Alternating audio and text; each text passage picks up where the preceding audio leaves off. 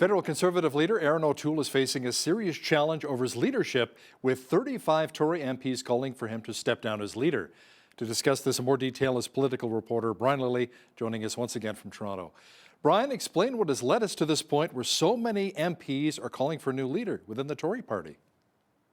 Well, that's the $64,000 question right now, is how did it go from just being people who were Andrew Scheer loyalists, and there was always a group of people who were loyal to the former Conservative leader. I've always been told Andrew Scheer himself was not part of this, but it was a small group, Shannon Stubbs, Chris Workington, Mark Strahl, who were very upset that O'Toole didn't suffer the same fate as Scheer did. And you look at their public pronouncements, their social media posts, they have been trying to undermine the leader. And so it's been widely known that this group was against them. And then there were others who didn't like the leader, but it didn't get to the magic number, which is 24. You need at least 24 to call for a leadership review, given the current size of the caucus. It's got to be at least 20% of the Conservative caucus calls for this.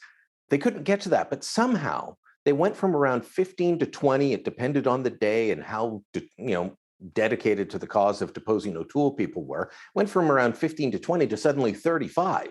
So what was it that took people from here to there? Was it his handling of the trucker protest? I know that there are people on both sides of that issue who are annoyed that O'Toole said, no, I won't meet with them. Then he said he would. Then he also denounced them. Then he did meet with some people, but it was very quiet. And so, he ends up annoying both sides while trying to play the middle. And so that's the question. How did he go from 24 to 35? And then where does it go from here?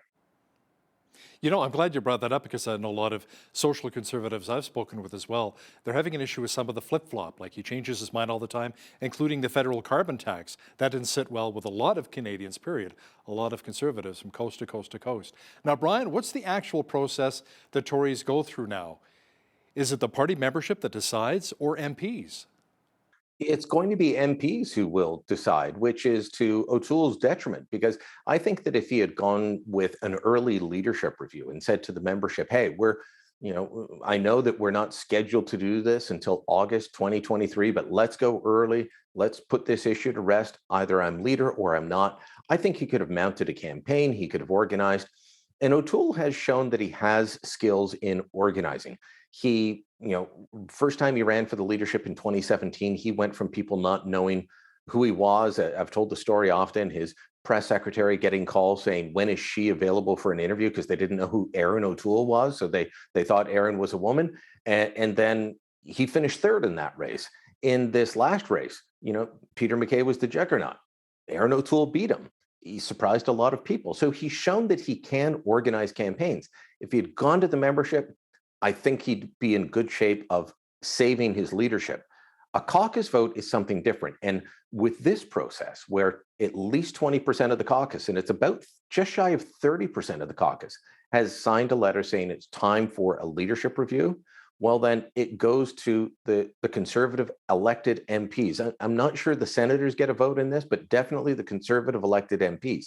And so they'll vote, does O'Toole stay or does he go? That could happen as early as Wednesday morning.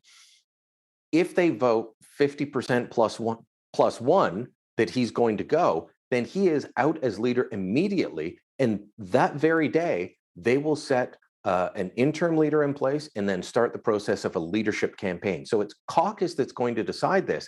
And that is a much more precarious position for O'Toole, because even if he ekes out a win of 50% plus one for him, that's a bad position for him to be in. 50% plus one vote against him, he's gone. But can he really stay on if it's 50% plus one, say that he should stay?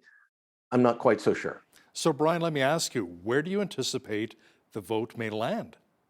Well, right now, the momentum is with the people who are challenging O'Toole. As I said, if it had gone to the membership, it'd be very different. But they've gone from, they couldn't get above 24. This letter is not the first attempt that people have made to try and say we need to oust Aaron O'Toole.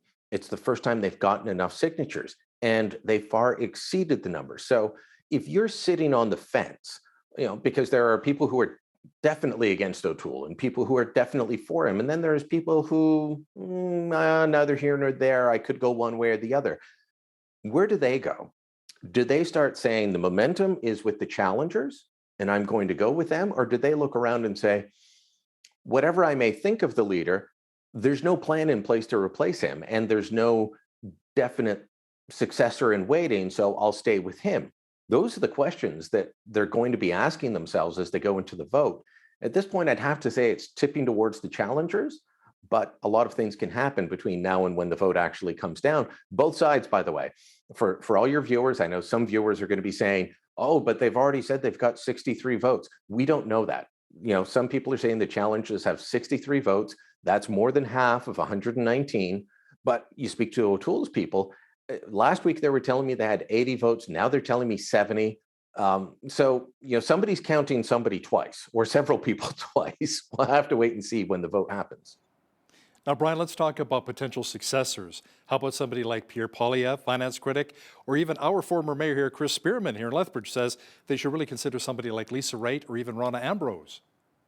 I was a big supporter of Rona Ambrose replacing Stephen Harper, and I remember being on the radio in Ottawa, uh, you know, doing a monologue saying that Rona Ambrose should not put her hat in to be the interim leader; that she would have been a a good face to replace Stephen Harper. Still very much in the conservative, inside the conservative tent, a younger generation, a woman who is competent in speaking. That didn't happen. Lisa Raitt, I'm not sure. Whether she wants to get back into politics. I'm not sure Rona Ambrose wants to get back into politics. Both of them are having successful careers and personal lives at the moment. Pierre Poilievre, I'm not sure. I've tried to reach out to Pierre. We do talk from time to time. We've known each other for about 20 years, and this is one of the times where he's going quiet. He was about to enter the race the last time round and pulled out the night before. So will he consider it again? I don't know. Some people who've talked to him believe that he won't run this time and that he just wants to be kingmaker. He's very effective in the House, but as past politicians have shown, being effective as an opposition critic doesn't always translate well into being minister or even prime minister. Brian, all of this, of course, is taking place against the backdrop of the trucker convoy, the protest in Ottawa. Now, asked whether he would meet with the protesters, Prime Minister Justin Trudeau, who's isolating with COVID right now, called the truckers conspiracy theorists with tinfoil hats.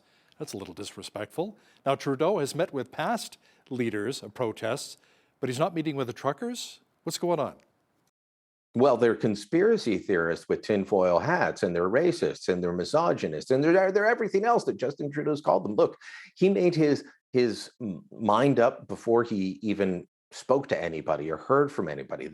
He has used the trucker convoy as a political tool, a wedge issue to, beat up on the conservatives, and it's been effective for him for the most part. So he was never going to meet with them, but he did make it quite plain when he was asked. And I thought there were some good questions at his news conference. Other times, I think people could have gone harder on him, but there were some good questions, including why aren't you meeting with them? Is there anything that they could say to you? Things like that. And he made it clear he meets with protests and organizers that he agrees with and not those he disagrees with. Now, let's be clear. Part of the trucker convoy protest is behind a memorandum of understanding from a group called Canada Unity that says they want to replace the government. And they launched a petition that says Justin Trudeau has to be deposed and forbidden from running again. So, on that front, I can kind of see, well, why would you go meet them? They want to overthrow you, but he was never going to meet with them in the first place. And that rhetoric did nothing to calm the situation. It just fanned the flames. It poured gasoline on the flames, quite frankly. Now, Brian, last week when we talked about the Freedom Convoy 2022 in Ottawa, you said it was right for O'Toole to be cautious until he really knew who would show up. Well, thousands of people did show up. So why won't O'Toole hold a media veil and meet with some of the protesters and the organizers with this convoy?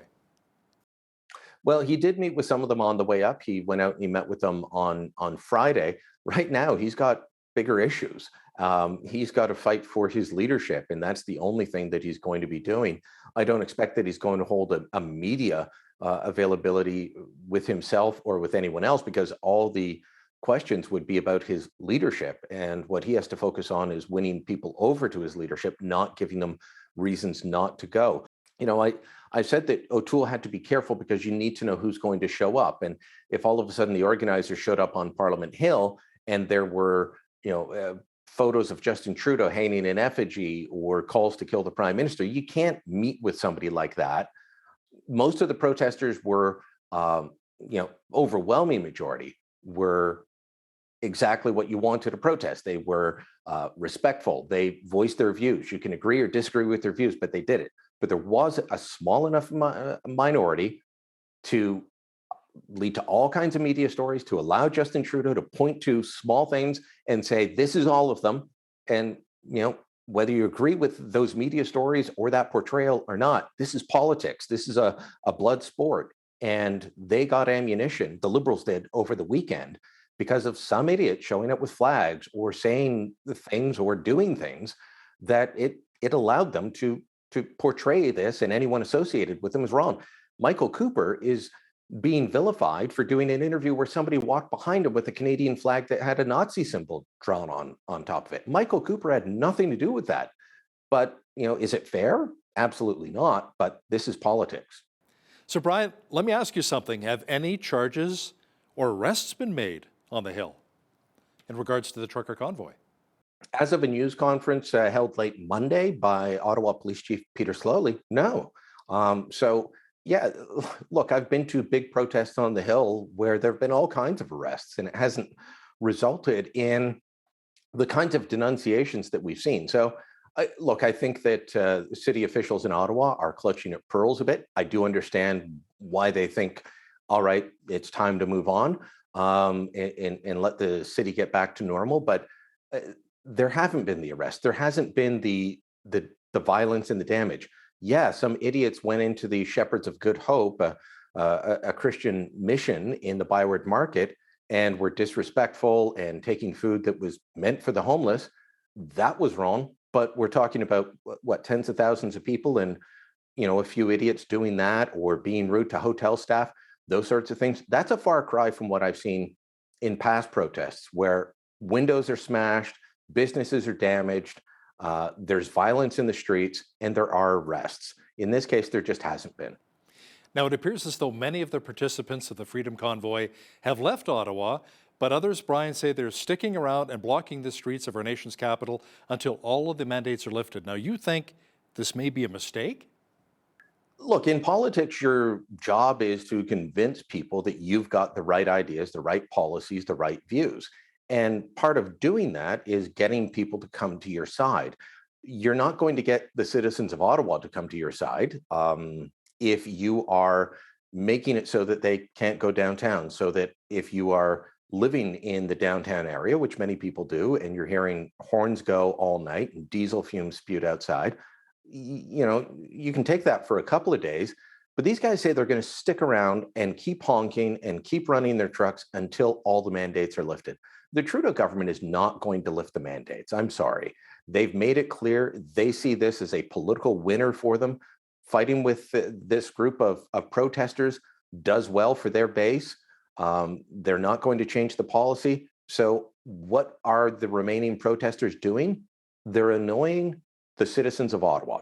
They're going to end up annoying the media that cover them, who will continue to do bad stories.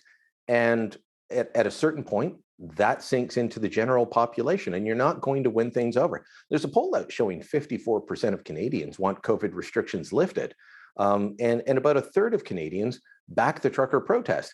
Do you want that going down, or do you want it going up? If you're trying to be smart about politics, you want that going up.